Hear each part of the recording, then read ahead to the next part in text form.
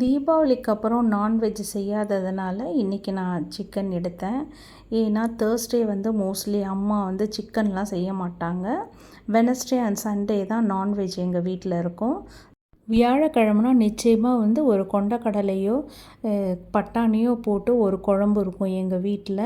சில நேரம் சுட சுட சோறு, ரசம், துவையல் இருக்கும் காலையில் பிரேக்ஃபாஸ்ட்டுக்கே. சில நேரம் கீரையை கடைஞ்சு வாழைக்கருவாடு வெங்காயம் போட்டு பொரித்து வைப்பாங்க. ரொம்ப டேஸ்ட்டாக இருக்கும்.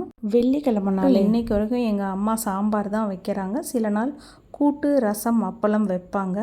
என்னைக்காவது வந்து குருமா செய்வாங்க. சிம்பிளாக இருந்தாலும் ரொம்ப ருசியாக இருக்கும், ஹெல்த்துக்கும் ஆரோக்கியமாக இருக்கும்.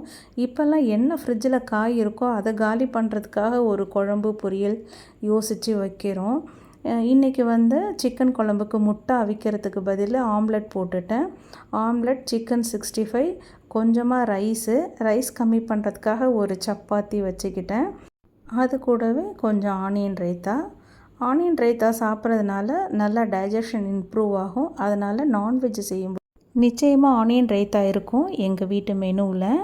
நான் என்ன பண்ணேன்னா சிக்கன் 65 எல்லாமே எடுத்துகிட்டு ஒரு பீஸ் மட்டும் ஆசைக்கு வச்சுக்கிட்டு அதுக்கு பதில் வெள்ளரிக்காய் எடுத்துக்கிட்டேன். ஏன் தெரியுமா? இப்படி சாப்பிட்டா வெயிட் லாஸ் ஆகணும் ஒரு நம்பிக்கை தான்.